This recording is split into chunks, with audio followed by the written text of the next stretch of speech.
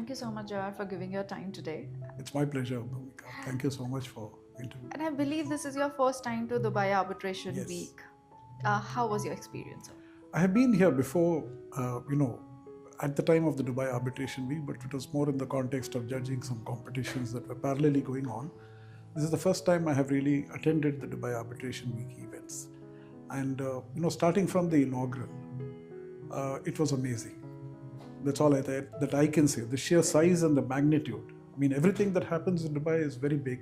Right. So this is one of those very big events. And it was amazing. I mean, the kind of, arrangements that are made, the people who come here from all over the world, it shows very clearly that, Dubai is now the place For arbitration. for arbitration. And, Or any kind of business. for any or kind sort of business trade or, dispute resolution, especially considering the strategic location and also the fact that, Dubai is going all out to, Right. give the kind of facilities, the infrastructure, the technology that is there. It's really amazing. Right. And it's been a tremendous experience for me, something unforgettable. And I hope I'll be able to come again and again for this. We all are looking forward to Yeah, this actually. yeah. We all are hoping actually that we'll come again and again. Yes, certainly. So Jawad, we all have been talking about technology. Yeah. So please tell me how you are adapting technology in IAMC. See, in the IAMC, the first step that we are taking is to have a case management platform. Right. So everything will be digitalized. Right from the documentation to the transcriptions to everything will be digitalized. And that will make things much simpler, and it will be AI driven also. So right from the scheduling of the dates to exchange of documents. So everything will be done online. So we are tying up with a tech company to install that for us.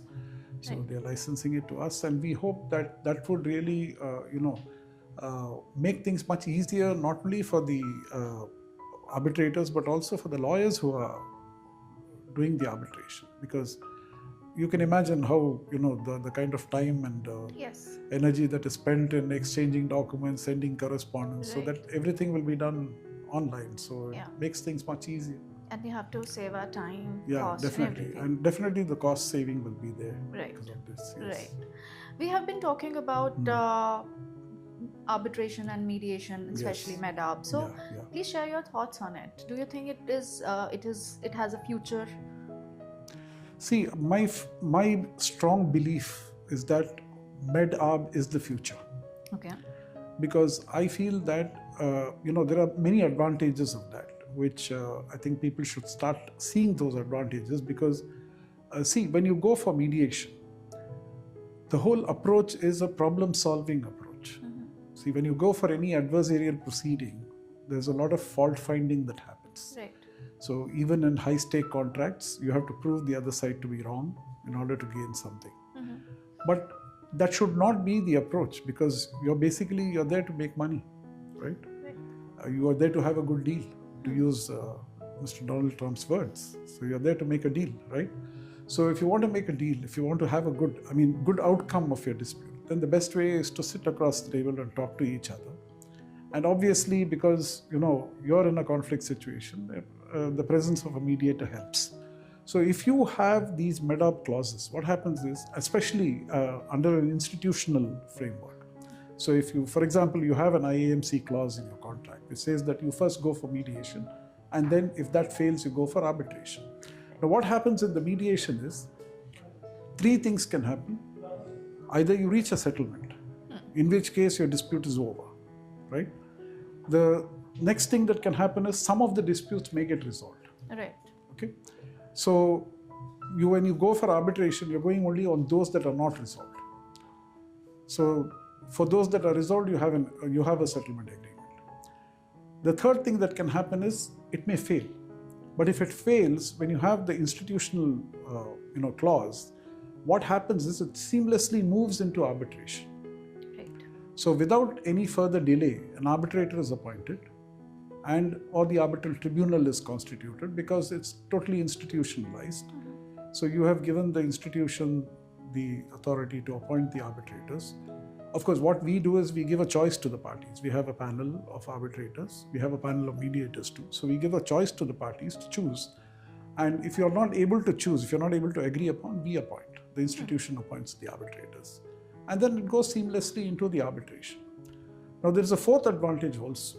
Because when you go into arbitration, after you have gone through the process of mediation, you are substantially narrowing the scope of the disputes, even if there is no settlement, because you come out with a lot of clarity as to where you stand, where the dispute stands, and what is it that you can really fight for, and what is it that you're really trying to achieve through the arbitration.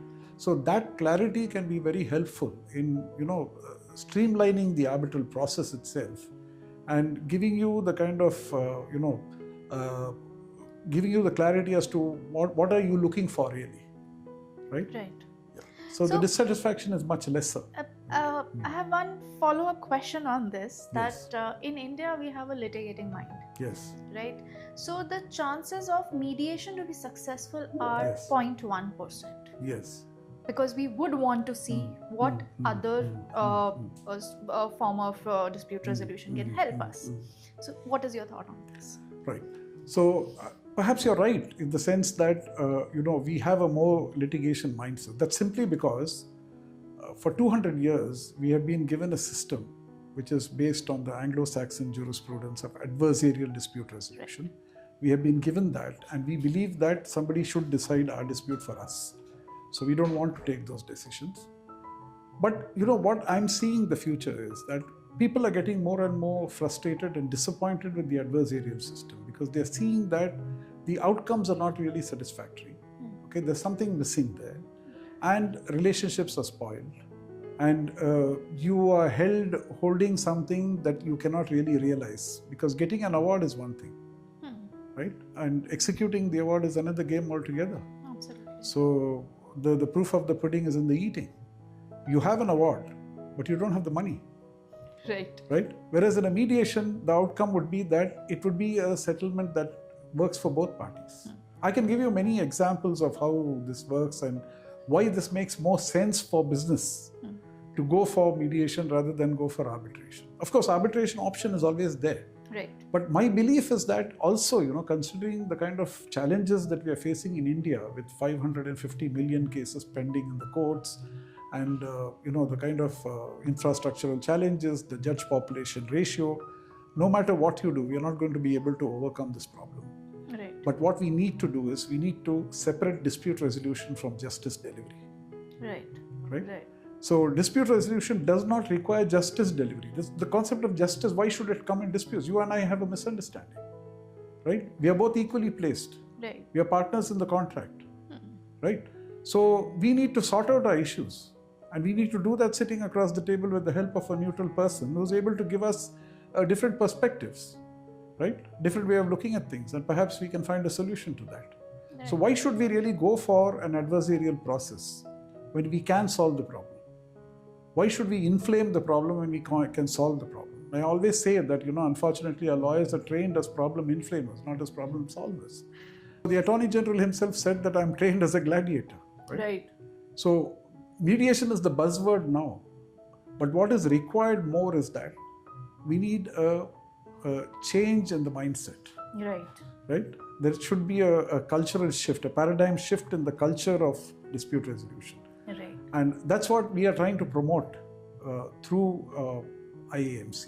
Right. So at IAMC, we are not talking just about arbitration. We are talking about mediation also. And we are putting a lot of emphasis on mediation, and perhaps we are the only institution in India that's talking of mediation too, yes, as a form of dispute resolution. Nobody else is talking about it. I wonder why.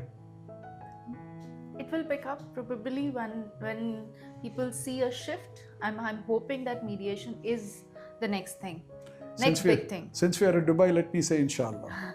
Yes, inshallah. But thank you for explaining this so beautifully. My last question, Yes. If you have to define Dubai Arbitration Week in one word. Mind-blowing. Lovely. Thank you so much, Jawad, for giving your time. Thank you. It's a pleasure.